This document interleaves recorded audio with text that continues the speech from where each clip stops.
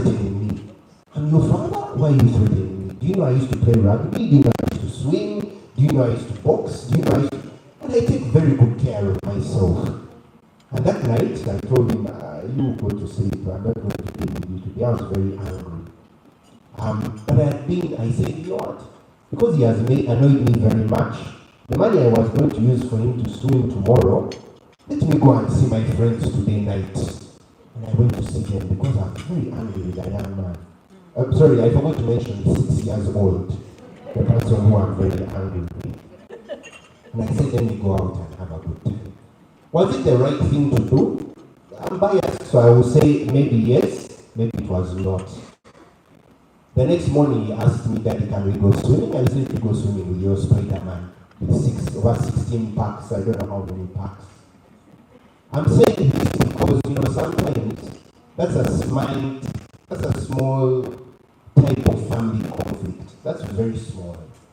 But many times in our homes and in our businesses, we have conflicts that are much bigger than that. We have conflicts where spouses will stop speaking to each other, where children will stop speaking to their parents, and where sometimes, as we know in our businesses, this conflict extends to our extended family, and it gets quite rough, quite rough. And I would like to thank the team of enjovu Business for bringing us here today to address something that was quite fundamental in our lives. And I hope by the end of today, I've not returned this toy back to my son, because it has brought me quite a bit of anger, but hopefully by the end of today I will return it back to him in a nice way. Now, I'm going to read the message from the Enjovu Family Business Group to set the tone for why we are here.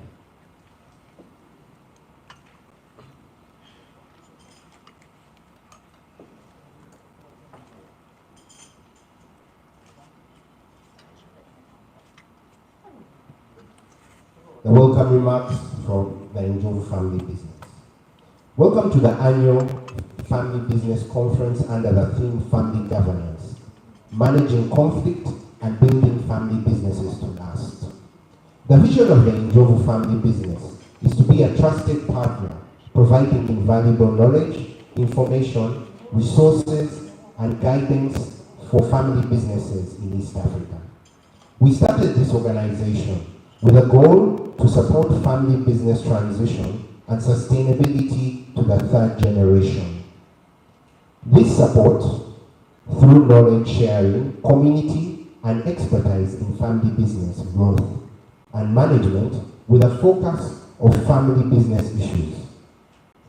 This business conference is a key event in the family business calendar sector, with family business members and advisors coming together to learn, network, embrace the opportunities presented. We thank our lead partner, I&M Bank, for supporting the work in the family business space. And this year, we look forward to more next year. We would also like to acknowledge our partner, CAT Advocates and PwC, for providing technical support to the enjovu family business community. Thank you to all our speakers who will share their knowledge and expertise with us. Lastly, we would like to take this opportunity to thank people without whom this event would not be possible. Mrs. Joy Maraka, Mr. and Mrs. Maraka, Mr. Sekobunga, Mr. Luja, Mr. Lumu, and our advisors, Mr. Lugani and Mr. Robert Wagwansilira. Thank all the family business owners for attending the event, and we look forward to growing our businesses together. We hope that this event will enable you to create opportunities to exchange ideas and create long-term collaborative networks. We wish you a pleasant and fruitful conference.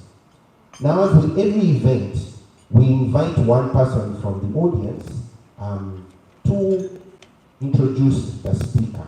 So I would like to invite Mr. Jombwe Andrew to please invite Mr. Emmanuel Katongole, who will be coming to speak to us as the chief speaker. Thank you very much.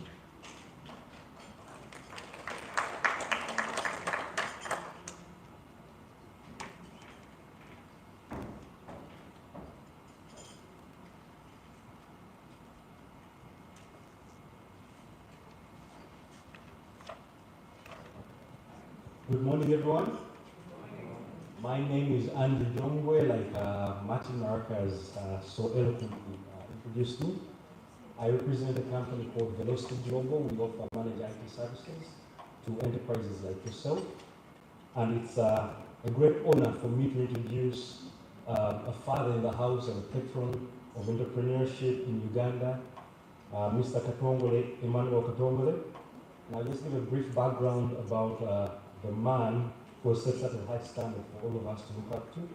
Mr. Emmanuel Katongole is a co-founder and chairman of a Quality Chemicals Industry Limited. In 1997, Mr. Katongole and other seasoned entrepreneurs partnered together to start a family business, Quality Chemicals Limited, where he and them served as founding partners.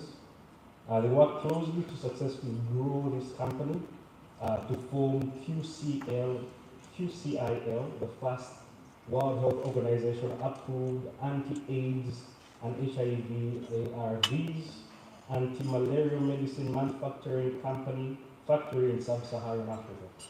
Mr. Katongole was the first chairman of the Uganda National Oil Company, the first Rotary District Governor of District 9211, a former chairman of the Mauritius Union Assurance Limited, a former board member of Absa Bank Uganda. He's the current chairman of the advisory board of a London-based TLG Capital Limited and the chancellor of Mkumba University.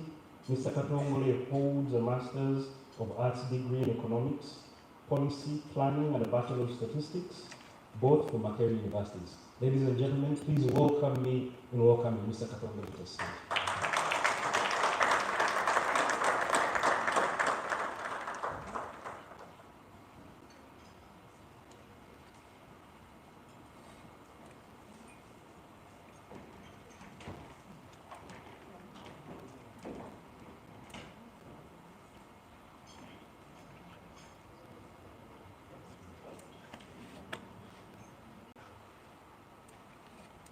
Good morning, friends.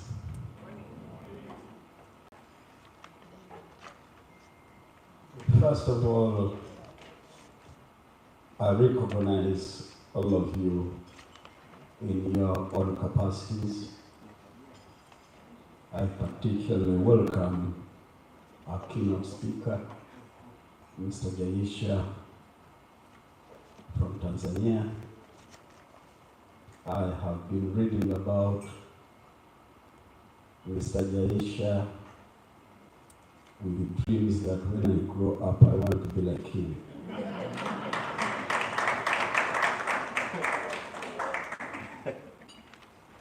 I also recognize the organizers of this conference. Truth be told, if it was not for my friend, the Right Honorable Deputy Prime Minister of Buganda Kingdom and a colleague in Rotary, past District Governor, Wekitiibwa Robert Wagwansigirwa, probably I wouldn't be here, because when I first got a call from Elizabeth, incidentally, I haven't met Elizabeth, we just spoke on the phone, that I just came to learn that she's a daughter to a great friend of mine, Mrs. Malaka. So it's quite a pleasure that we're here. But then one thing that intrigued me most was the word enjovu, family business. In my local language, enjovu is an elephant. And over the years, I've seen elephants, I've seen baby elephants, I've seen mature elephants that are big, and they remind me of the basic principle of business that I've come to appreciate. Was taught to me by a great friend, the late Archbishop Livingstone, Palanyakoyoyo, that whatever you do business, you should always think big, start small, but scale up fast. And an elephant thinks very big because it really grows to be big. And it starts very small. And within a very short period, it scales up its size to levels that are unbelievable and finds itself probably the biggest of the top 5 animals, that is the enjovu. And I believe whoever chose this name must have had that in mind. It's a great name. When I talked to Elizabeth on the phone, she asked me to talk about my journey in business. When the gentleman who introduced me, you know, you think of these big things. Yes, president of this country appointed me as the first chairman of the Uganda National Oil Company, a job I did for 8 years, 2 terms. He appointed me as the chairman of the National COVID Fund, raised over $200 million to fight COVID. The Holy Father, Pope Francis, appointed me as a Pope Knight. I'm currently the chancellor of one of the major universities in this country. And I've graduated people, including the Prime Minister of this country, conferring to them degrees. And one would think, probably this man is like my friend Sanjay. He was born on a silver plate, found everything there. But it is not so. It was not so, because I became a CEO of a business when I was 7 years of age. 7 years of age, not because I really wanted to be the CEO of the business, but because of the conditions that I found myself in, that my 2 parents, my father and my mother, were village peasants, illiterate. They could not even write and read their names. My father worked on the tea estate as the tea picker, and my mother was a domestic servant to church missionaries. Domestic servant, these days we call them house girls. My mother was a house girl. And I was born as Uganda was going to independence in 1962. And in 1965, my father decided to come to Kampala because he thought we should have an education. And in 1966, as he was going to work, we believed that he was shot dead because we never saw him again. Never saw him again. The only thing I remember about my father was a big beard. If I don't shave for 1 week, you won't even realize who I am. So I think that is a trait I took from my father. Then my mother had to leave the job and started a small business with me. And that business was roasting corn and cooking cassava, and I would sell it to workers on the tea estate in a place called Ulea in Isingo. So I started running that family business of selling on the street and going to hawk maize and roasted maize and cassava. The very didn't tell you is that just 2 weeks ago, I was nominated to be a director of Rotary International. And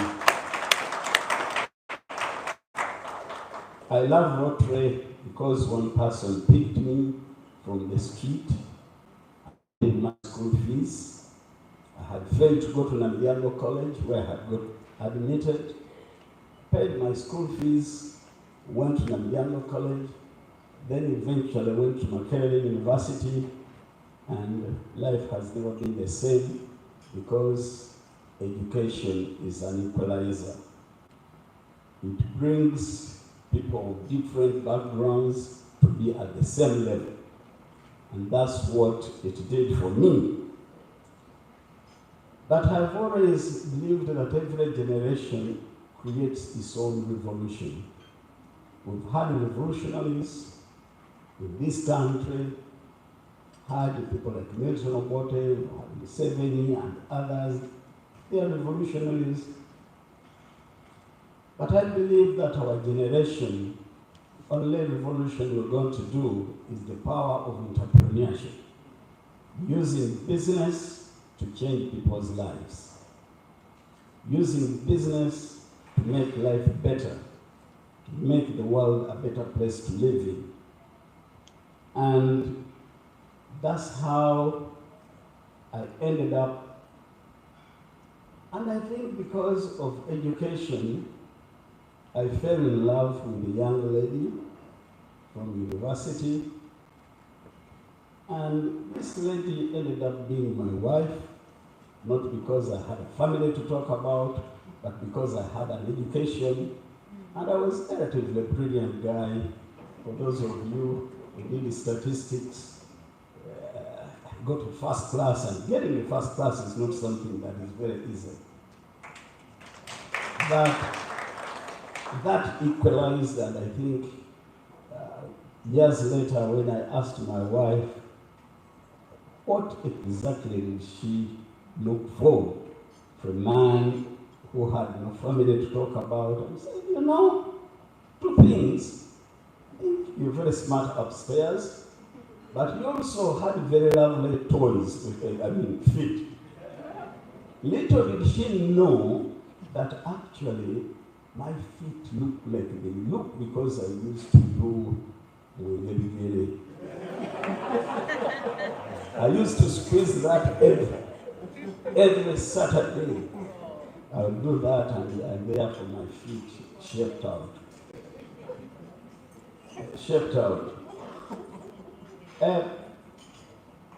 But what drove me into business, friends, I got a job after university, and it was a good job, and I rose very fast to the level of a general manager.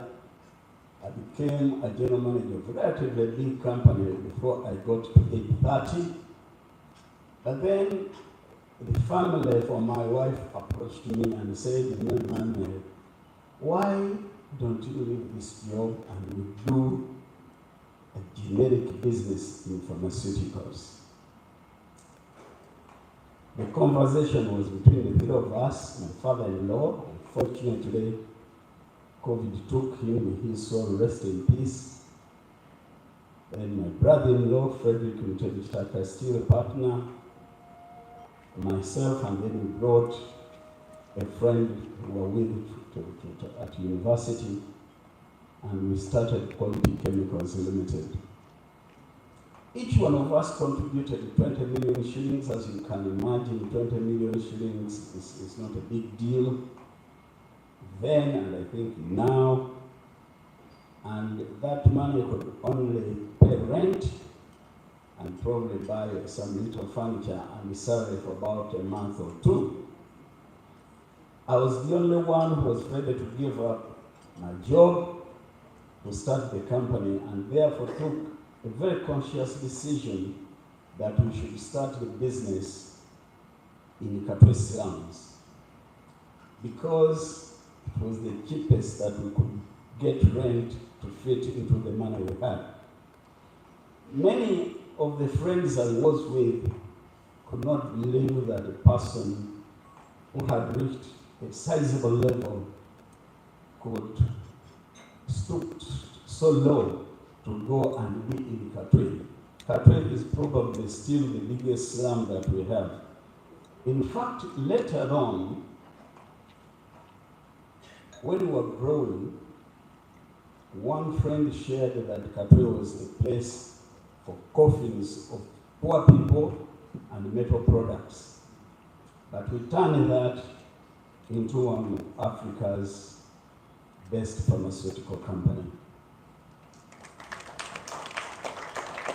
And when we started in 1997, I started with 2 staff. I was the third, and I started as a founding chief executive officer. And my dream was to solve societal problems. Because in my family, we were 4 of us, 3 girls, and I was the last child. When my father died under difficult circumstances, my mom removed the 3 girls from school. There was a hope that, you know, you gamble with boys, girls can always get married off. My elder sister got pregnant when she was 15 years of age. She took the pregnancy to term and unfortunately bled to death. Sad, but I built a Rotary Blood Bank in her honor so that no other woman dies like my sister died. Then the other 2 were among the first victims of HIV/AIDS. They died. I remained alone. And deep in my heart, I said I must create a solution to problems that killed my sisters. I focused on HIV/AIDS in our trading. We started with animal health because my father-in-law was doing animal health. But I quickly changed the business to a pharmaceutical trading company. And at the right time, the right business, I got connected to a company called Cipla Limited of India. And Cipla India were the largest suppliers of antiretroviral therapy, the generic version of antiretroviral therapy. And they were movers of making sure that prices for ARVs reduce. Because before then, to treat HIV/AIDS, and it's not a treatment because you don't get cured, but at least you live close to normal life. It was an average $1,000 per month. So that was for the rich. Very few people could manage. So I went to India, negotiated with Cipla, and they thought that this young man had some brains to do it. They believed in me, and they allowed me to be their representatives. In the first year of business, that business, we turned over $25 million, and we shall never be the same again because of that.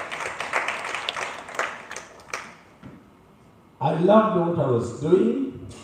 I put my heart into it, and I knew that the 2 biggest killers of Ugandans, including my 2 sisters, were HIV/AIDS and malaria. I also started malaria therapy into this country, and actually became the biggest suppliers of HIV/AIDS and malaria medicines.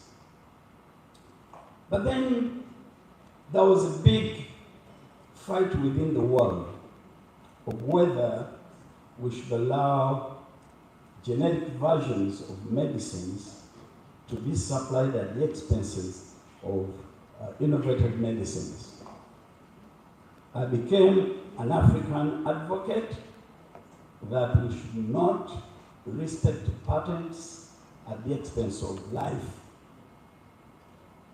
I moved to various countries, to the European Parliament, to the UN,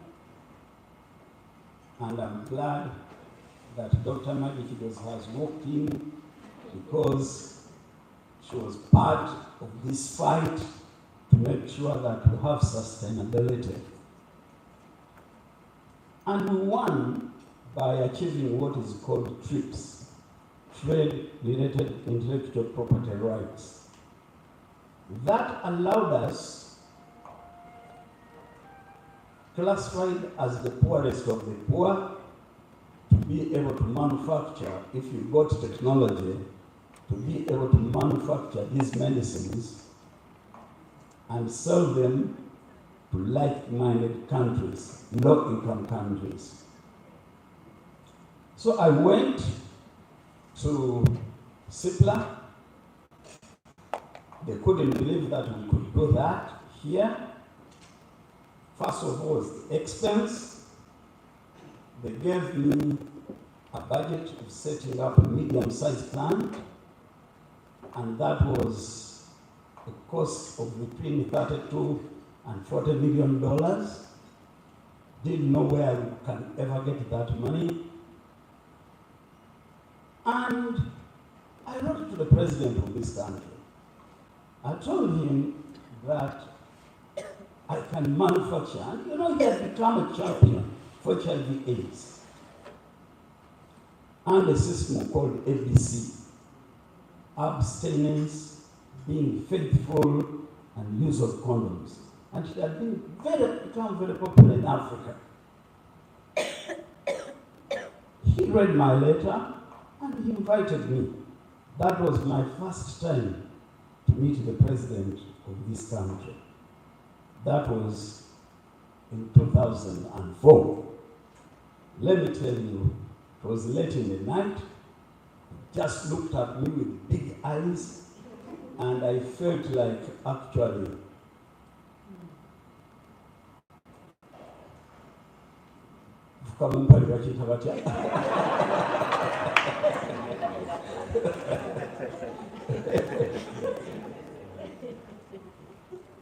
I felt like being in my trousers. It was so intimidating.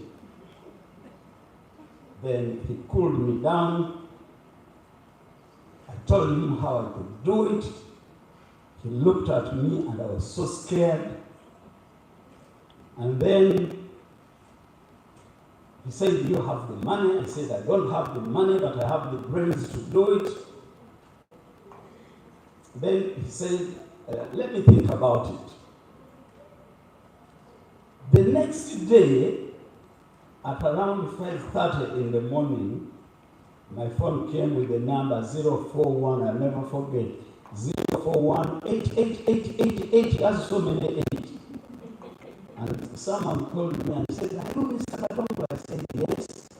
"Can you prepare yourself, His Excellency, the President would like to speak to you." So he told me in Uganda, not even in English, in Uganda, that I thought about what we discussed, and I am convinced that you can do it. So I will help you.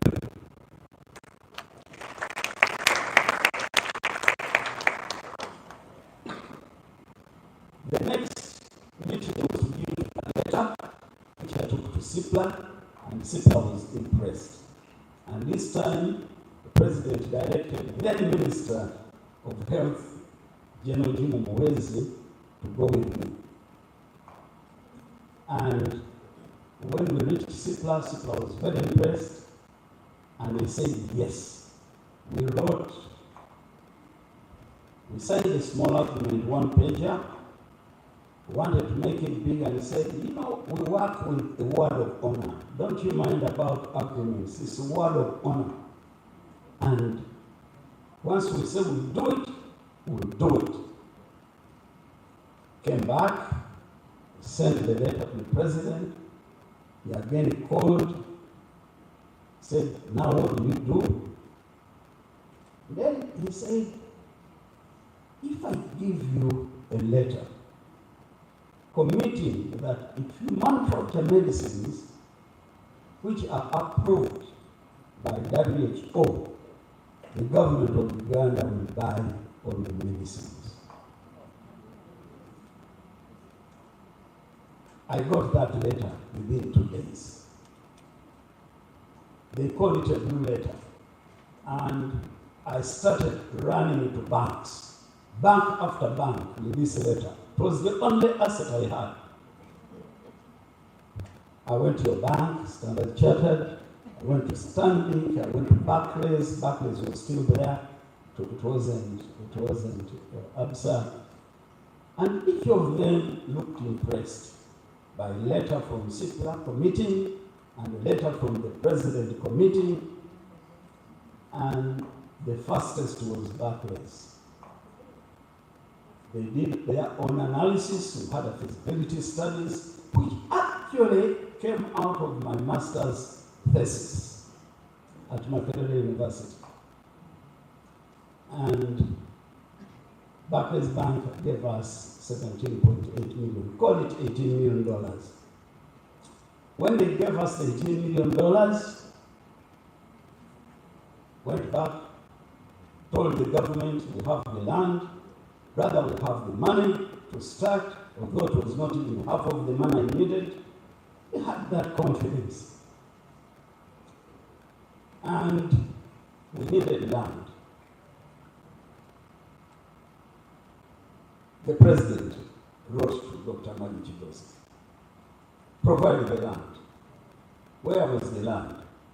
A friend of mine told me that actually Luzira land, which was a farm for prisoners, could be turned into an industrial park. I took it to the Minister of Health. The Minister of Health talked to the Minister of Finance. Then was Dr. Solomon. He said it can only be the president to do this. When they took it to the president degazetted it by an order to make it an industrial park. And he gave us 15 acres of land free of charge. We started.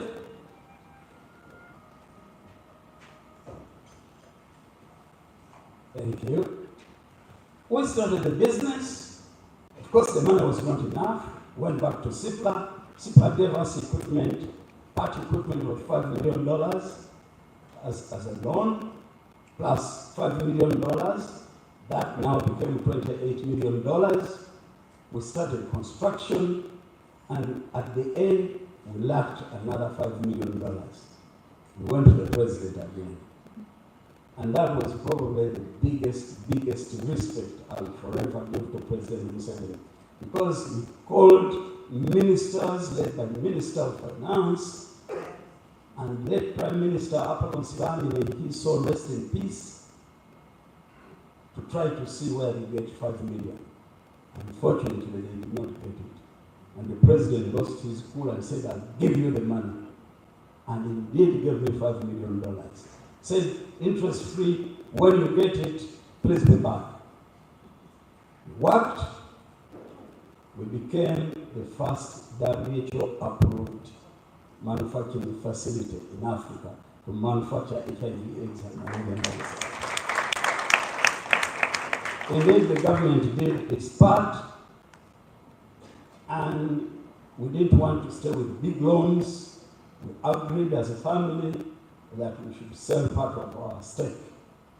Two companies came up, one from England, TLG Capital. They gave us $14 million for a share of 10%, and another one from South Africa gave us another 15.5 for another share of 10%.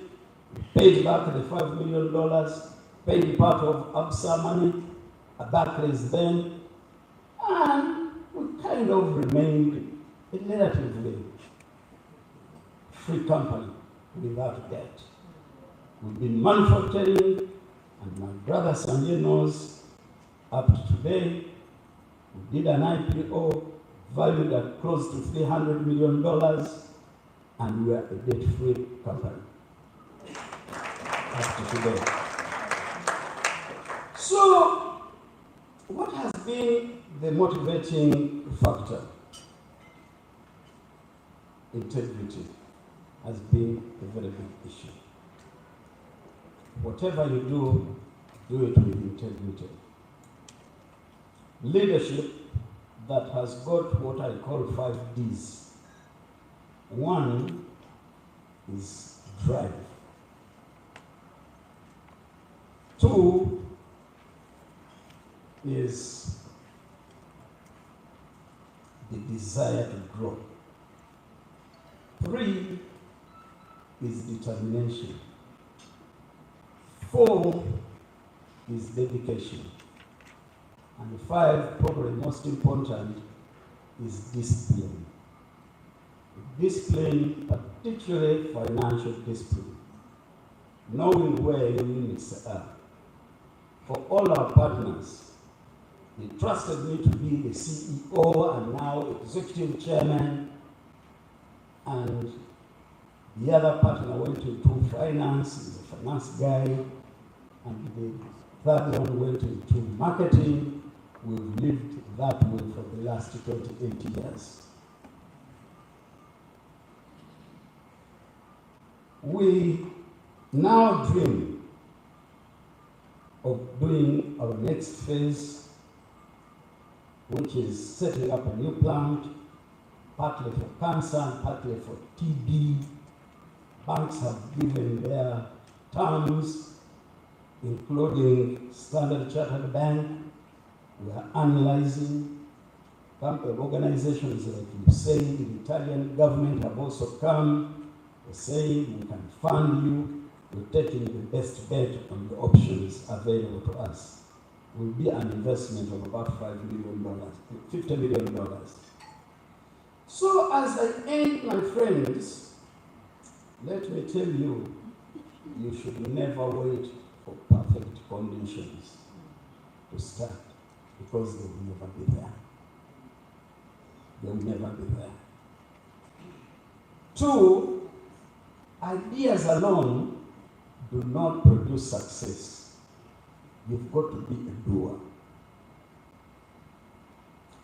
Three, you should use action to cure fear, because there will always be fear. I didn't tell you that when I was a young man, about 10 years, a hyena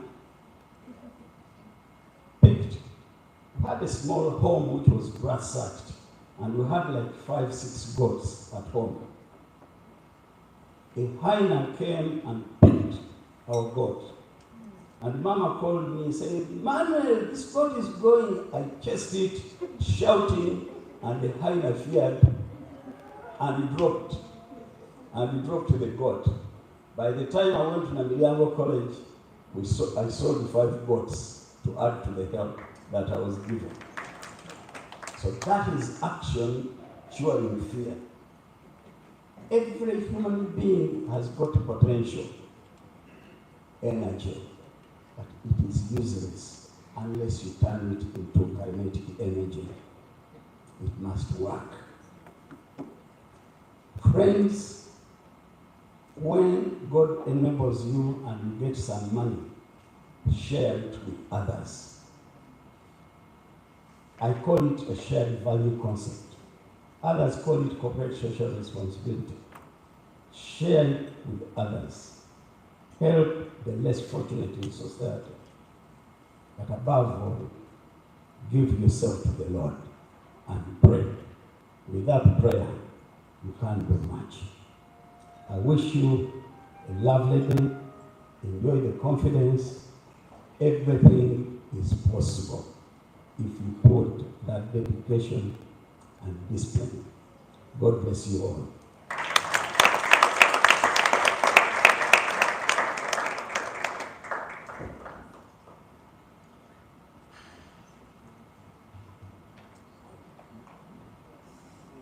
Ladies and gentlemen, another round of applause.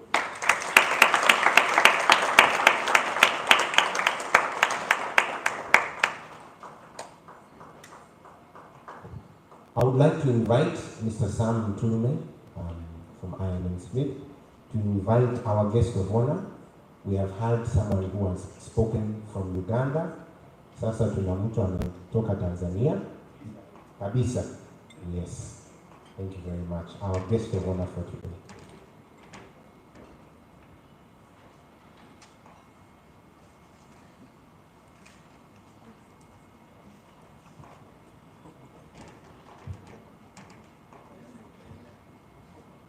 Good morning.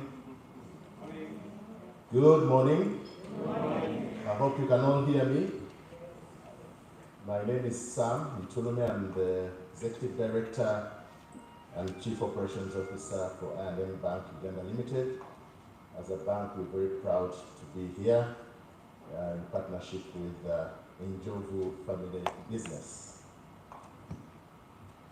I have a simple role to introduce the keynote speaker for this breakfast session.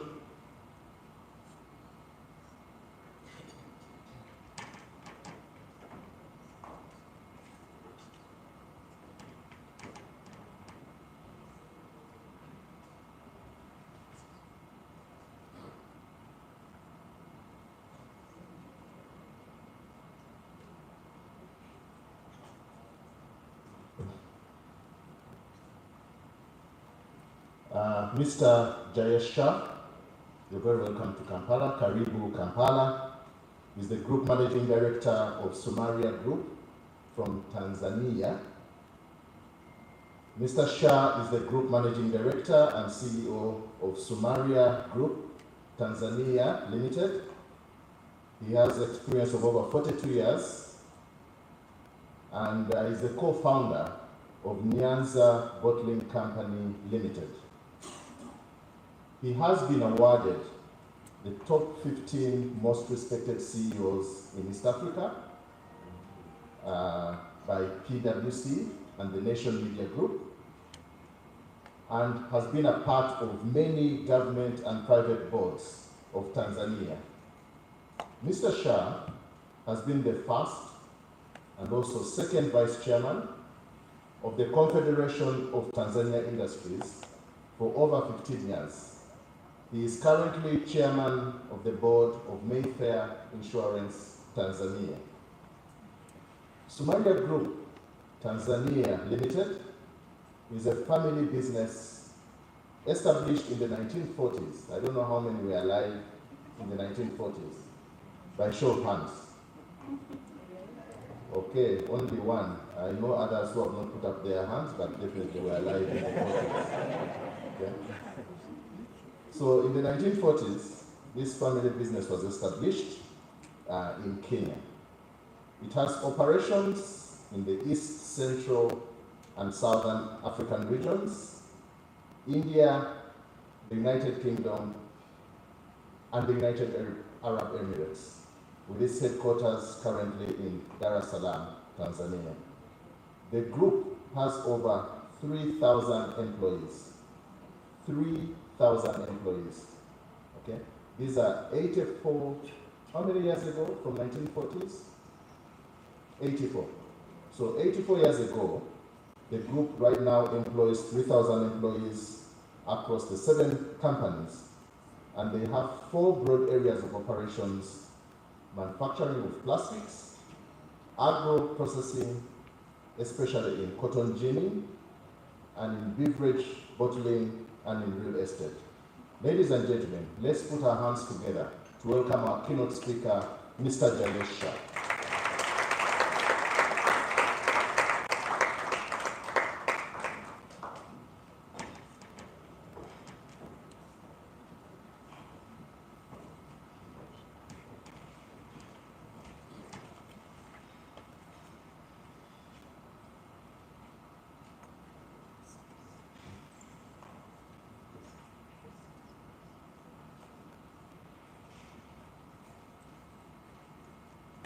Good morning, everyone. Good morning. It's really an honor to be here. This is an amazing initiative done by enjovu, something which we can learn in the region, because we don't have that in Tanzania. I know we are present in Kenya, I don't see that. To bring in family businesses together is an amazing initiative. And Elizabeth, great job. Well done. When you met me, I was really inspired, and I could never say no to a function like this. So thank you very much. First of all, Chief Guest, Mr. Emmanuel Patagola, I have a lot to learn from you. It's been an amazing story which you have. It's something which all of us dream about how we can learn from, and I think it's all about, and this event is about learning from each other. So thank you, and I know we can learn from each other on that one. Also, Mr. Sam Ndolere, the chief sponsors of this event, INM, the executive director and CEO, and the patron of enjovu, Mr. Robert Nibirire. I don't know if I pronounced it. Nibirire. Thank you very much. I mean, it was really an honor that, I was to be there at the airport and pick me up. I'm very humbled, and thank you very much for that. As was mentioned, we as a family business started way back in 1941. And I'm going to start with a little bit of a brief of the, but I don't want to focus too much because I think I would like to kind of share a few experiences as well.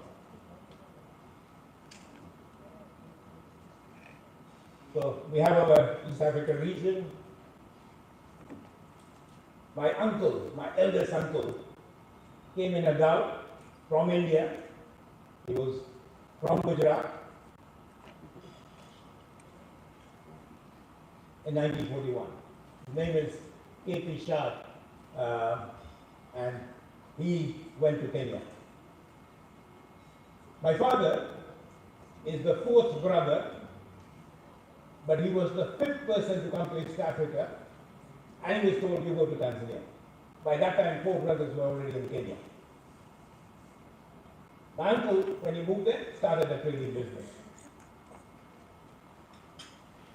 And in '66 is when we started our first manufacturing business in plastics in Tanzania. So we were not only in business, but my uncle was a legislative council member in Kenya. He was involved in the independence. He was part of the people who supported Kenya getting its independence. So he was very much influenced. So when he came into Kenya, he was 19 years old, very limited education. So he did not get a degree and so on, self-made, didn't know much English, taught himself English, and did a lot of that. So he was basically the person who started up the Somaria family business, although my grandfather was very much around, but who was around but did not get involved in business. So my grandfather was there from the 40s all the way up to 67 when he passed away. So, but my uncle played that role of the first person to start our business, our family business. So the 40s is when we started, and we've got a journey of plastics in Tanzania. Then we got another plastic company. We bought it from a German family in '75, a pipe company. In '79, we started up a plastic business in Kenya. I'd like to say, Mr. Kanole, we also entered into pharmaceuticals as well. We bought Shelley's Pharmaceuticals. It was under stress at that time, in 1984, when there were problems in Tanzania, and the person who owned it was deported. And no one was investing, but I was a young guy, and I decided that you have nothing to lose when you're young, because you can pay, you can always get up again. So we bought that company at that time. So we bought Shelley's in that time, and also at that young age, we started Nyanza Bottling. I was co-founded with my dear friend and partner, Christopher Mutakachuma. The two of us, he had a franchise offer from Coca-Cola. As a young person, two of us met, and we said, we can make this happen. We didn't have the funds, but we made it happen. We found ways to find how to do a greenfield project in Coca-Cola. So we started that also in Tanzania. We also had bought by that time real estate and agriculture in Sisal. We bought that in '86. And this is maybe also to tell you, not everything was always positive. The Sisal business never worked for us. We ran it for over 10 years. Eventually we sold it out because it wasn't making sense. Sisal was actually declining because, as you're all aware, synthetic twines were the ones taking over, and the price of Sisal was not doing too well. We also bought, at that time in Tanzania, privatization was happening. So from the Loan and Asset Trust Board, it was called LAT. We bought Sabuni detergents. It was a company owned by the government, was not operating. We bought it out. We rebranded a brand called Foma. We became from 0 to 60% market share in a brand called Foma, beating Omo, which was coming in from Kenya at that time. We started the ginning business in '96. We had a completely unique business called Shana, which was basically products, I would say vegetables and other products, frozen vegetables and so on, being brought in from, produced in India, where we put up a manufacturing plant, and parathas and rotis from Malaysia getting contract manufactured to distribute in the UK and Europe. So that business we were. We were in real estate in the UK. We created a design company, which we moved to India for the plastic and packaging. We bought pharmaceuticals in 2003. We bought Vita Healthcare, and that was Shelley's kind of way. We brought in a private equity investor, and we bought Vita Healthcare in Kenya.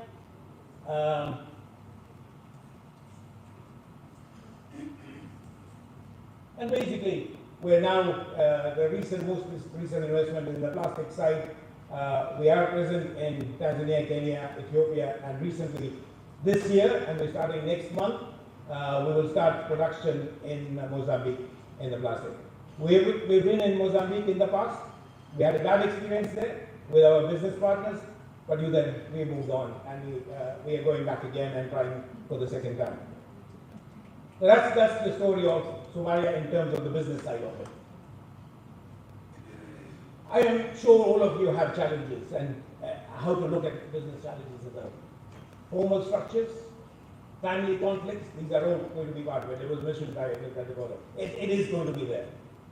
Succession planning, we are now, with my uncles, myself and my cousins, and then we brought in one member of the next generation who joined about 12 years ago, but then we decided that we need to restructure. So, and all the time, we kept on restructuring. We would review, we meet every year, we think about it, and we say, okay, what is right for us as a family? How do we make sure we can survive? So we were balancing between the family side, the business side, and the family needs. At one time, we were 19 shareholders. I'm sure all of you are aware, even 2-3 members together can create problems, and they can have problems. Here we were 19, and all decisions were unanimous. Never did we go to a voting where we would say, okay, a majority will win, because that was allowed under our constitution. Never did we say, because we kept on discussing, arguing until we got a solution. That way, we avoided the conflict, because otherwise someone would go out thinking, I said this, I was the minority, but the majority ruled me out. So we made sure that everyone was on the same page, even if we didn't at the start. And we made sure that in a family, not everyone's equal, not everyone's capable. Someone will be a little bit more capable, we all have different capabilities, strengths, and so on. So we also recognize that. To be together in family, you have to support each other. The smartest, yes, they have to help to drive, and the people who are not as capable, you have to lift them and bring them along and make sure they can also play a role in the family business. And that was very, very important for us. We needed to make sure that everyone could play that role in that family business as well. And so it was important not only to grow, but keep ourselves together. So at the cost of sometimes growth, we make sure we're still together, that all of us could together prosper, rather than one or two of the family members could grow much more than the others. So we created a family holding company. Today it's owned by a trust for the family. The governance was set. So we have, as you I'm sure have heard, you will have a family constitution, we have a business advisory board, and then we have myself playing the role of the group MD and CEO, and then we have all the companies which we've got boards in there, and there we either have partners and so on, and there again, those boards make decisions as well. Many, many years ago, we decided that a family member should not be on the operating side of businesses. So we slowly moved ourselves out of running the businesses to being shareholders and sitting on the board and playing a strategic role on it. So our aim was that we played a role of guiding, mentoring, facilitating, but at the same time letting professionals run the business. And the one key reason was, if you put a family member in a business to run the business, and the person is not capable, can you actually fire the person? How do you fire that person? And that becomes a big challenge.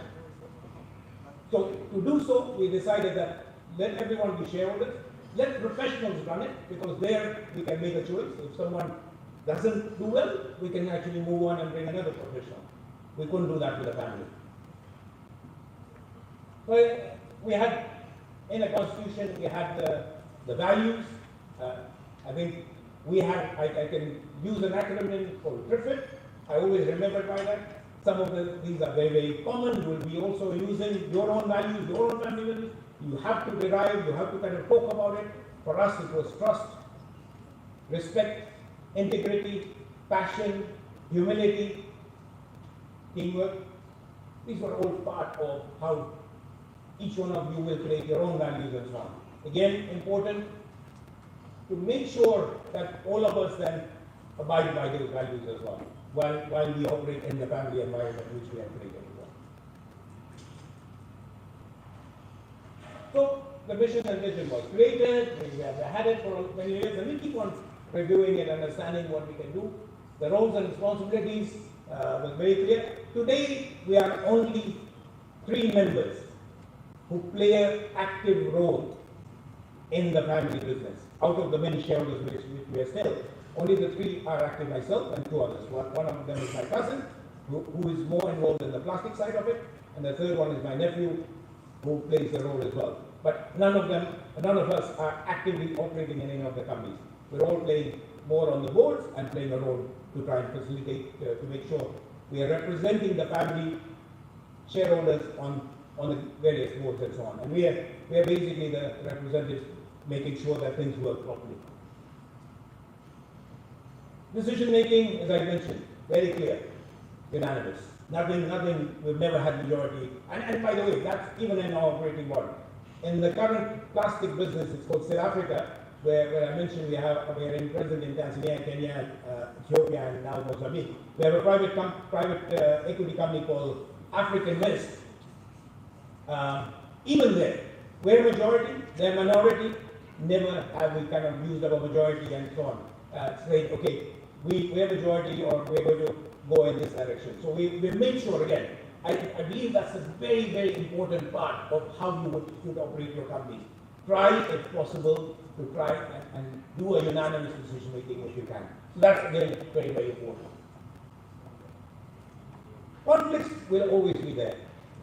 You have this balancing act between the families where, as I have mentioned earlier, your family side and the business side. And which one do you play a role? What are you going to do? As I said, maybe someone's not as capable. How do you keep on doing this? And succession planning. I've been there leading, but the nephew has been there. He's been there for the last 10 years and so on. But at chairmanships of operating company, I was chairing our plastic business till very recent. We brought in now a professional who we brought on board. He's taken over as the chair of that company as well. In the plastic business, we have a group CEO and the country CEOs of each one of them. So again, the aim is run the businesses professionally. We as family are the shareholders. And I think that's a model where you see in many, many countries as well. Role clarity, again, is also very important between what is our role? What do we do? How should we act as a family? How should the members be participating in and so on? So every year, we have what we would call an AGM, the shareholders. Whoever can make it, we sit together, discuss, we'll give them a briefing. We have an advisory board which sits 3 or 4 times a year, and otherwise the operating companies have their own boards in which operate as well. And the compensation rewards also, I think as I mentioned, we also learned that it's important that the person who is maybe possibly contributing much more should not always get the market salary or the market kind of benefits and so on. Maybe they have to be brought down a little bit. And the person who is not as capable should be brought up, so we equalize a little bit of the socialist principles being used, but again to make sure that the family members are nearer to equal, not equal, but getting closer, so that they can all feel comfortable, we can all prosper together, but also very, very important that you differentiate by giving something different. In fact, at one time, many, many years ago, I would say, I think it must have been 30, we were all on the same salary, regardless of what was the role played. And we realized that also was not the right thing to do. So keep on moving, we kept on changing, we kept on reflecting, we kept on thinking, what is right for us? And I think that is which each one of us in the family should be continuous with. What is right for you in your own family environment and business? Keep on discussing and deciding what makes the right way to move around. And finally, these are the current members alive of this Somaria family. 104 members, starting with my grandparents, and you'll see in there somewhere, it's not being seen, are my grandchildren. And they're all there. They are beneficiaries of the trust which I mentioned, that is the owner of our. Every 2 years, we meet. We call it a Somaria family, or we call it a PK because that's my grandfather's name. 2 years we meet. We call it a family bonding. The reason for it is we're all over, we're everywhere in the world. A large number of my family is now in the UK, some are in Kenya, 1 or 2 people are in Australia, I'm in Tanzania, so a few members are also in Tanzania. So we're everywhere. The younger members would not meet otherwise. So this was, and we've been doing this for now, I would say, more than 25 years. Every 2 years, we would meet. The aim initially was to have the AGM at that time. So we would have the business sessions. So the AGM, we get it over, and then 3 days of just bonding, just getting to know each other, talking, enjoying, getting to know the families and so on. That has been instrumental in keeping the family together as well. So it's something which you can find in your own way, how regularly, not only the ones who are shareholders who are there running the business on, but the rest of the family, the people who are around, the children and so on, how can they also learn a little bit or network together with their kin and get to understand that, okay, there is a family here and there's something. So we've been doing that very, very successfully. The last one was last year in Zanzibar. We've been all over. We've been in Mombasa, we've been in Goa, we've been in Thailand, we've been in Portugal. So we'll go where, one, we try and avoid where some of the people can go shopping or go out and go. So it's in a place where we can restrict people to make sure we stay together. Not that people run away and start doing their own thing. So the aim is together, talk, enjoy, play, have fun, and so on. So that is how we have kept a unit together. And that's the story I thought I'd like to come and share. We've done, as I said, we're now in the 3rd generation, doing quite well. We've restructured. We're now even allowing shareholders, like myself. My son doesn't work in Somalia because I didn't feel it made sense. He would be a small cog in there. He would, if running or operating would make sense. So we started a business as well there. So each one of us have other things also, but we also have the core. The core is Somaria, and on the side, so he's got with his wife, he's got a trading business in Tanzania, here in Uganda, in Burundi.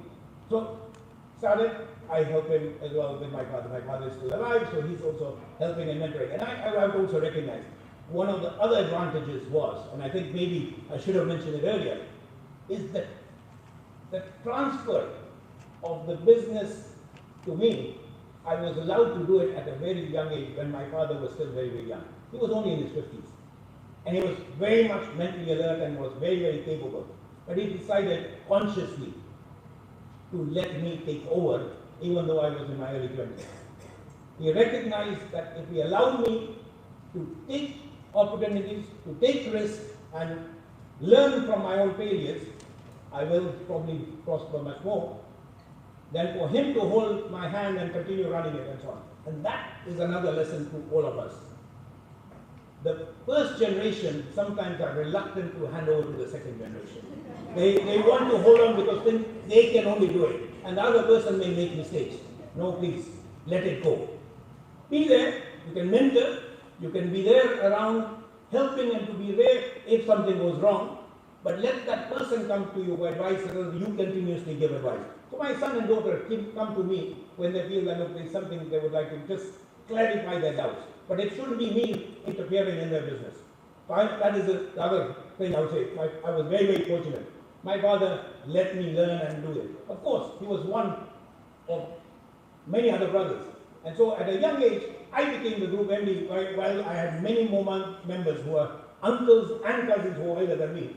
But they just said, look, he's doing the right things, let him operate, and we'll keep on supporting him as well. So it's important. Look at who is capable, not necessarily the age, not necessarily the generation. It's just that someone has to be, and then there should be a transition as well. So that is our story. Thank you very much. And I hope I can help and answer anything as well. Thank you.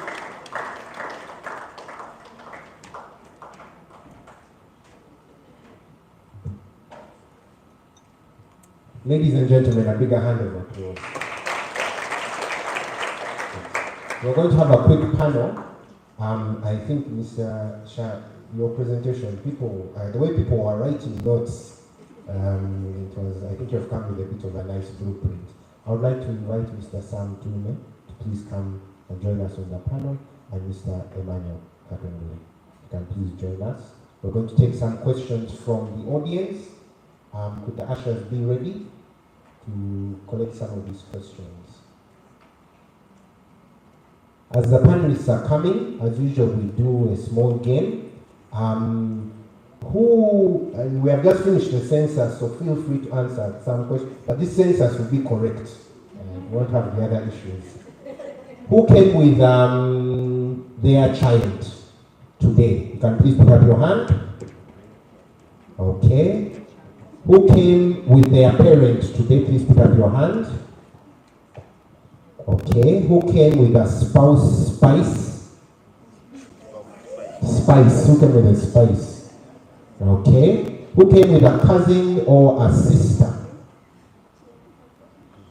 Okay. And who came alone? Oh, okay. We are sorry, but now you have got the message. Please come with someone. And as Mr. Shah has shared with us, we'll create our family tree like that. So now if we can start taking the questions to the panelists. We'll take 5 questions and then we shall move and then we'll have them answer the questions. I know we have been waiting for this session. Can we start? Are the mics ready for the questions? Okay. Can you please put up your hands if you have any questions? There's a question over there.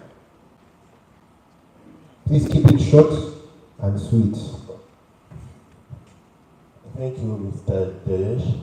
I've left your talk. Now, according to what you're saying, it looked like your family members are majorly not workers of the business.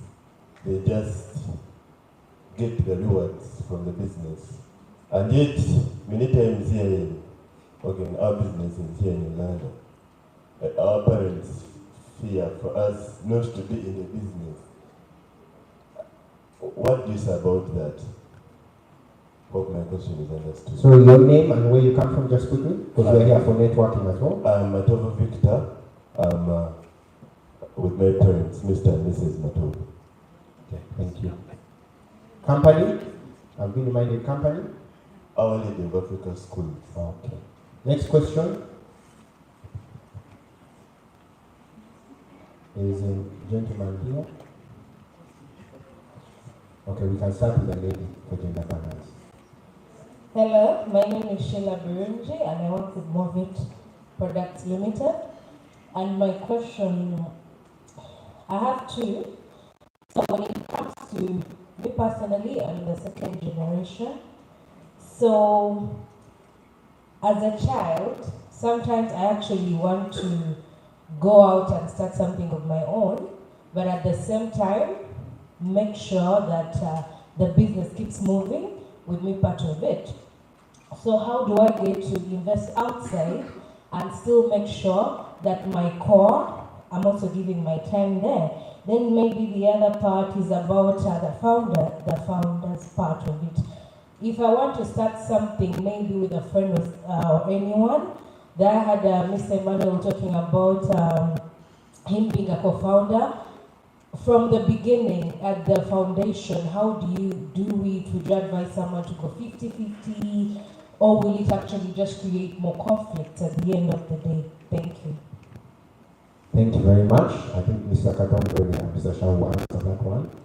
Please, yes. Yes, thank you. Good morning. My name is Bujingo Don Patrick from Aloysia Organic Natural Health Products, a second generation business, and also John Swift Company, which is a first generation in recruitment. I have two questions. Number one, as the family grows bigger, there's the challenge of shareholding. Mr. Jay talked about the bit that there were at some point 19, but as the family grows bigger, children get partners and give back to children. How do you deal with the shareholding? My second question is about a trust. How best does the trust work? Thank you. Two more questions. There's a question there, that there's a gentleman there. Okay, someone here.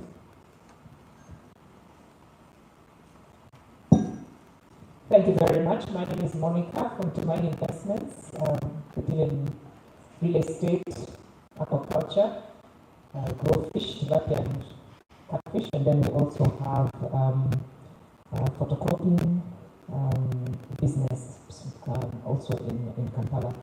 So my question is a bit riding on the lady from Morbit, is if you're a member of a family, how do you're part of a family business, yes, but how do you at the same time maintain some kind of independence so that you're not just, in a sense, forced in by virtue of birth, but you are a contributor and you're part of the investment, part of the you put in this door, but at the same time you have a bit of independence. You can kind of go out and do something that maybe with someone else and so on and so on. So how do you get that balance done? My second question is to do with, again, something that has been raised, the issue of fundraising. We've had a lot of stories that float around about, I started off with $10, I started off with $1,000, and now I'm growing up 50 billion company. And they sound lovely on paper. But in actuality, I think, and you've shared part of that, going from bank to lenders is sometimes very heartbreaking because you get turned down quite a lot. So what is an effective way of doing it? And this one can go to anyone because I think you're all there. I would really love to hear from that. Thank you. Thank you. I think there you are going to trigger. One more question, then we let the panelists answer. Good morning. I'm called Mark.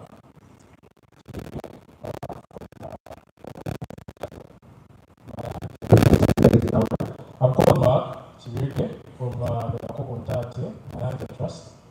Mine is more of a question of clarity. Probably to add on the lady from Profit. I'm also first generation. So it's about splitting time and from the family business and then trying to do your own thing. How would that probably easily be handled? Then the other thing is, if there's an idea, I wanted some advice. If probably I came up with an idea, maybe of a company, something that might work, how do I make it part of the trust? And I wanted some advice on probably shareholding, to probably see how to handle conflict with a family in that kind of company. Thank you. Fortunately, we will have Mr. Singh Katende who will address some of that later. But I think you had a question as well, then we shall go to the Q&A session. Council Singh there.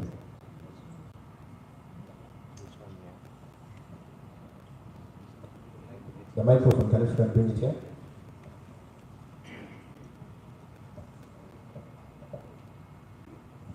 Thank you. My name is Sim Katende. From a family perspective, I am 18th generation. That's tracing myself to the founder of our clan. From a business, it's second generation.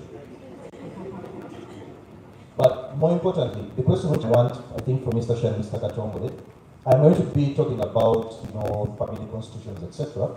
But the question I keep getting, and this is mainly from, how do I put this delicately, from the indigenous Ugandans is, trusts, family businesses are good when you've got a company like Sila or Somaria Group, which is very large.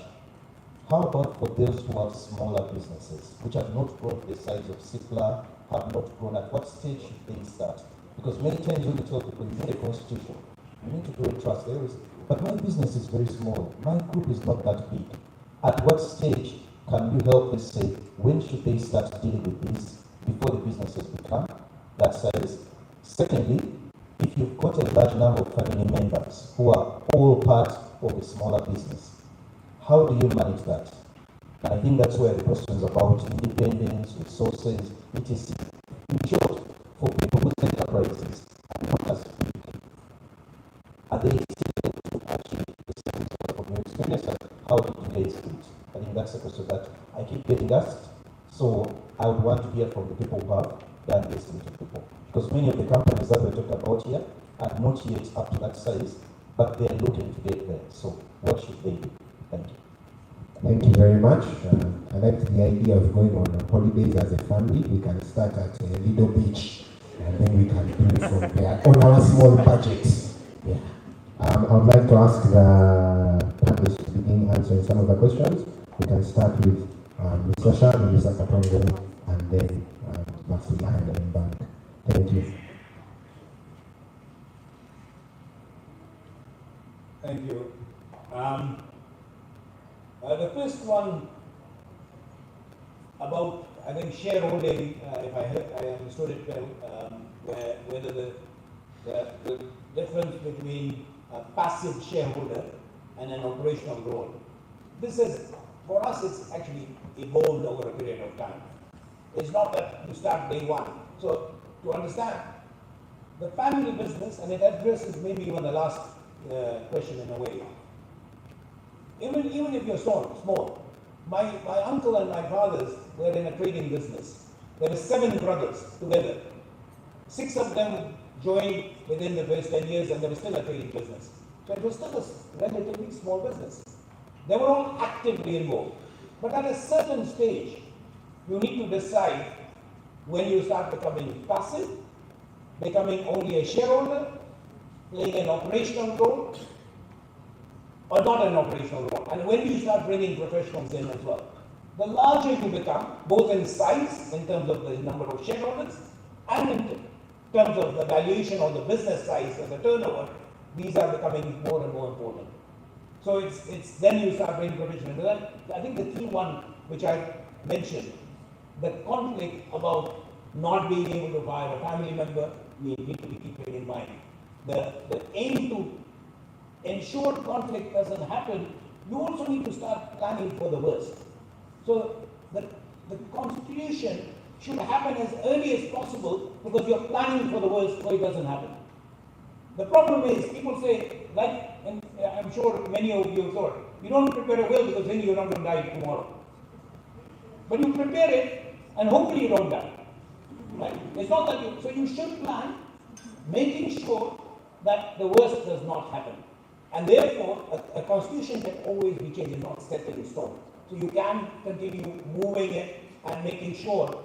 So we review it every 5 years and we move based on our circumstances at that time.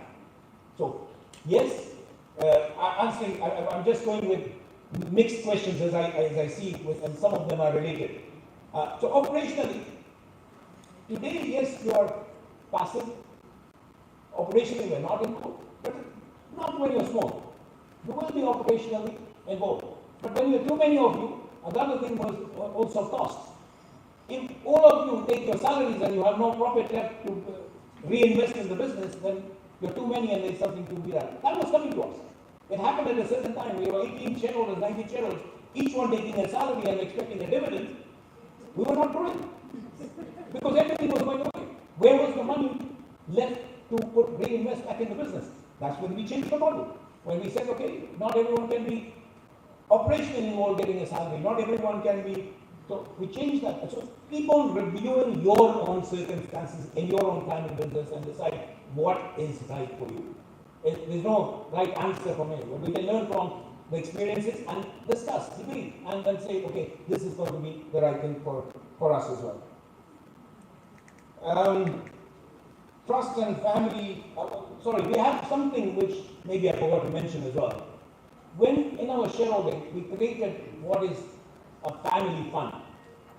The family fund is the shareholder, which is holding the shares for everyone who are not also shareholders, but who are part of the bigger family, which I showed you in my tweet. So this is for the emergency, if someone does not have funds for health, education, somewhere along the line. They're not a shareholder, but they're part of the family and they need something. That family fund is there. It's also providing for our first generation, because they're the ones who started, we provide them with medical insurance from that family fund. Our bonding trips, which we do, it comes from that family fund.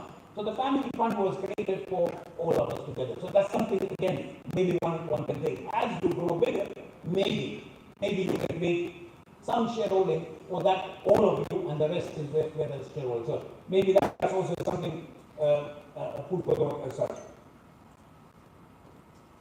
I think I'll stop then. I'll come back if there are other things which we have not answered together. I will also try to add to what Jayesh just mentioned in no particular order. One asked about the issue of founders and children and how the two relate. First of all, there's this founder syndrome, and I think he earlier talked about it, where we start a business and we want to hold on 80 years of age, 90 years until you die. I think it's something that has got to change. For us, when we started, we were 3 surviving shareholders. And what we decided was to gradually leave the business to professional managers. For our 2 companies, Quality Chemical Industries and Quality Chemicals, they are related and bid. They are all run by professional managers. But we still participate. I still sit in the business as chairman, but we've got a very able young man, Ajay from India. We got him from South Africa. He's about 40 years of age, very, very competent. I just let him run the show. I do not interfere in whatever he does. The decision and the management team is theirs. But I still sit there and I give strategic direction. I try as much as possible to open doors for them. When they feel that you're going to Standard Chartered Bank and probably Emmanuel's presence would make a difference, yes, I go. But they run the show. They run the show. But we've also got children. All our children, for the 3 of us, all our children finished school. But one thing that I'm finding, not only in our families, people have got to do what they love. I very much wanted, I've got 2 sons and 2 daughters, and I very much wanted them to work with us. But they were the first to say, oh, but Dad, we would also like to start something of our own. My first son partly works with Quality Chemicals, but much of the time he's got his business in IT. and he looks after it. But I try as much as possible to get him participate so that he knows what takes place in quality chemicals. My second son started kind of a Uber business, and he like Honorable Maria Chuanuka, he went to London. He did his master's in London Business School, and London Business School is probably #1 in the world. But he brought himself, and he got a job in Silicon Valley in the US, but he decided to come back and set up something for himself. And he's struggling with it, but I see him coming up. And what I did is we made these boys alternate directors. So they come to know what is taking place in the business, and they're not active participants. When time comes and I die, will they doing the business? I do not know. I'll leave that to fate. But at least they know what takes place in the business, and we try to mentor them. Someone asked something about fundraising. You know, there are two major ways of raising money for a business. One is equity. Equity, you've got to raise some money, whether you have it or not, however big it is, you've got to raise money from your savings or from family background. You've got to put in some money. The other one is credit. You've got to use the banks. You never avoid them. Now, my experience in all this is from day one, do your books correct. Do your books correct.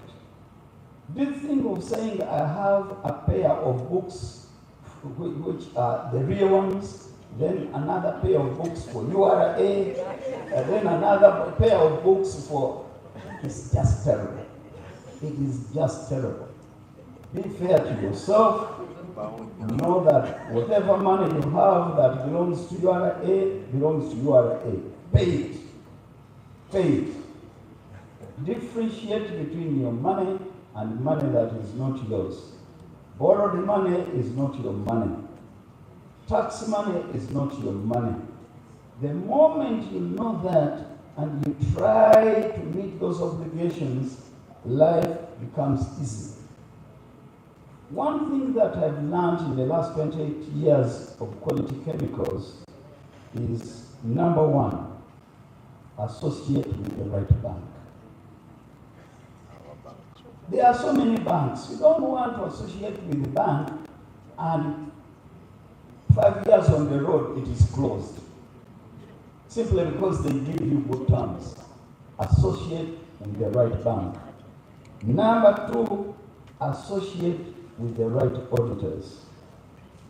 If you go and say, oh, my business will be audited by Katonga and Sons, because they know how to forge around and go to URA, you're wasting your time. When we started quality chemicals in Katwe, in the first 2 weeks, I went to a company then was called Coopers and Lakeland, and today it's called PwC. They rejected me. They said you are too small, you are nothing. They rejected me. I went to Ernst & Young. They accepted. And it's not very common that an audit firm audits you for many years. But for the first 20 years of the 28 years we've been in business, they've been our auditors. And wherever you go, they say, oh, Ernst & Young, PwC, who are the others? KPMG. Someone looks at you with honor. If you use Katonga and Sons as your auditors, they first say, oh, who is this? And doubt will be there. Books audited by these top firms are that trusted. Even the banks trust those books. So you must choose your auditors correctly. You must choose your legal advisors correctly. You know that Katende and Sempe were among the most expensive. But someone asked why one drives a Mercedes Benz, and then someone said, I'm not rich enough to drive cheaper cars. You know, you stick with Katena and say, but you know that at least you'll get correct legal advice. They are not the only ones that in the same paper, not because Sim is here, but you go with the value.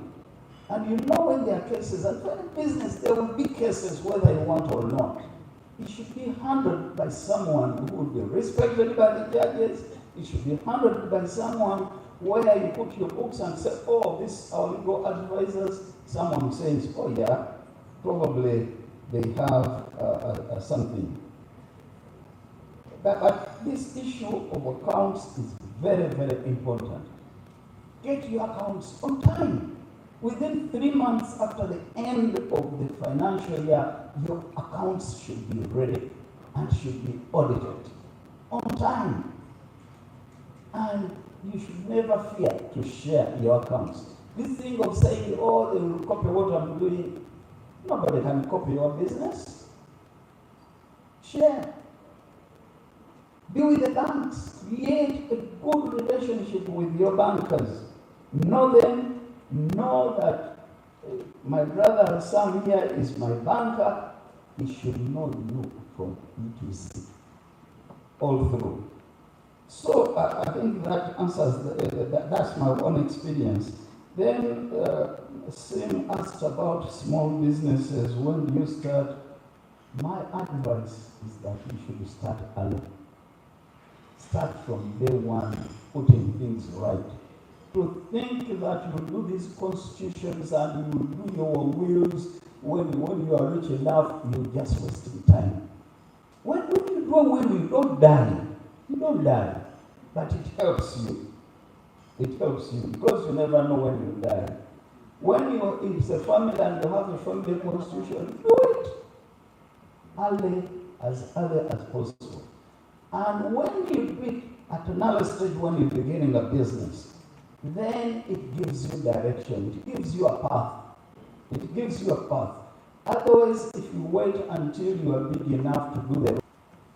When the business becomes larger, at the expense of repeating myself, try to divest yourself. Try to bring professionals.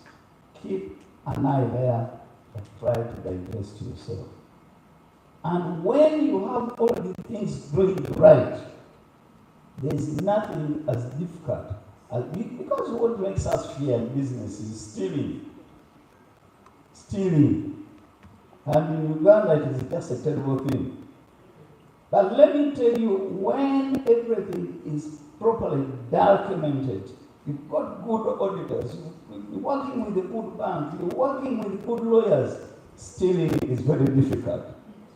It's very difficult. And when one steals, you catch them.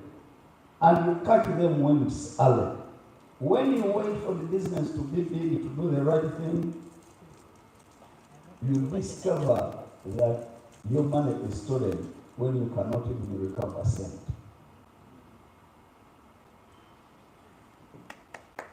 A round of applause for him. And just to mention a lot of what I was going to say, he's been a good advocate of the banks. We are good people. Okay? We are good people. And I'll just mention a few things, especially around funding. So it is true, you need equity, you need to have something in. Okay? Not skin in the game. Okay? I think that's what we call it. So one of the things that we look at as commercial banks is, what is your contribution into this business? We need to appreciate. And the reason for that is we want to understand the extent that you are involved in the business. So if you come to us and you want to start up a company, and you're telling us that you put in 10% of what is required, and you want the bank to finance 90%, then we shall start questioning your intentions. What exactly do you want? You need to have a bigger input in terms of equity into this business. We shall then come in to support you with the debt that you require to support your operations. Okay? It's very, very key that when you're going to start a business or you are planning investments, that you create sufficient equity. Please work with financial managers, work with professionals. I&M has I&M Capital. I think they did present at the last conference, and one of the things they were talking about is how can we help small businesses mature and grow into the bigger companies. We do the same thing in the banks. In the banks, we do what we call segregation of our customers. So we have the small businesses, we have the large corporates. Now, there is nothing as good for us as banks to work with an individual who comes into our bank as an individual. Then you work with them and support them. Their business grows into a small business. Okay? You move them from the personal segment, you take them into the business banking segment, and then you continue to work with them, you support them along the way until they become a large corporate. Okay? There is a lot of value and satisfaction that we receive when we grow together. Okay? So it's very, very important that you know at what stage you are and take the financial risks that are relevant to the stage that you're into. We've seen some other companies raise money through the stock exchange. Quality Chemicals is one of them, MTN and Airtel. Now, those have grown to an extent that they can actually list their shares onto the stock exchange. And what are they looking for? They're looking for capital. You may be a small business today, but tomorrow you will be a big business. As long as you have the right professionals supporting you and helping you to grow the business along the way. Somaria Group is 84 years. I think some of us want to start companies today and start reaping tomorrow. I don't think it works like that. It takes time. Okay? 84 years and they're still growing. Okay? Now, think about each of your businesses and think about the longer term rather than the short term. What happens in the short term? Every time you make a profit, the shareholders want a dividend. If you take that dividend out, if you take that money out, you're benefiting yourself as a shareholder and of course the government through tax. But what are you doing to your company? You need to reinvest in your company all the time. So as commercial banks, one of the things through the regulations from the central bank, they at times tell us, yes, you've made profit, but you're not going to share it out as dividends. Why? Because they believe that we need to invest more into the business so that it can grow. If we have more capital into the business, we can lend much more. But if every little penny that you make, we're taking it out, the new business is never going to grow, it's going to starve. Okay? And it will have started growth. I think succession planning is one of the things that I thought is very, very important that we look at in commercial banks. Many of the first generation businesses that we have, or the second generation, the first generation has gone, and what has happened, the business has collapsed because there was no proper managing of succession. Okay? Now, we need to be careful how to manage succession, but I think the older people need to work this out properly to allow for that plan. Mr. Katongo has just mentioned that he's not sure whether his sons will join the business, and it is fine. Succession planning does not mean it is your son, your daughter, who has to come into the business. It can be someone else. But is that plan there? Okay? If you want to work with the banks to support you with debt, you must be sure about your succession plan.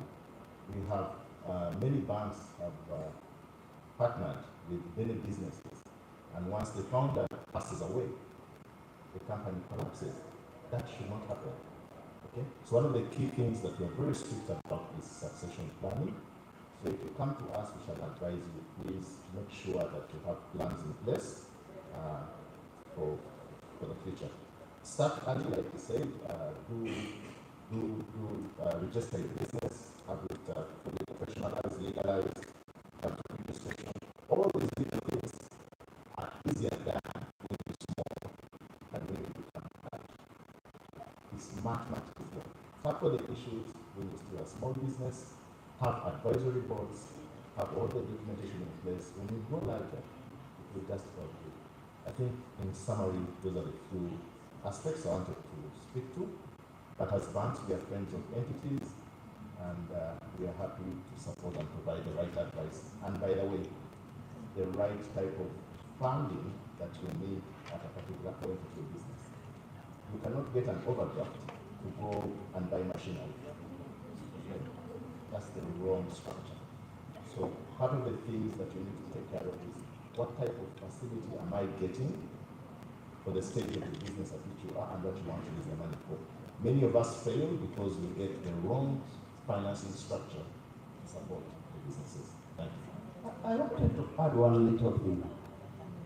When we were sitting there and Shia finished talking, I said something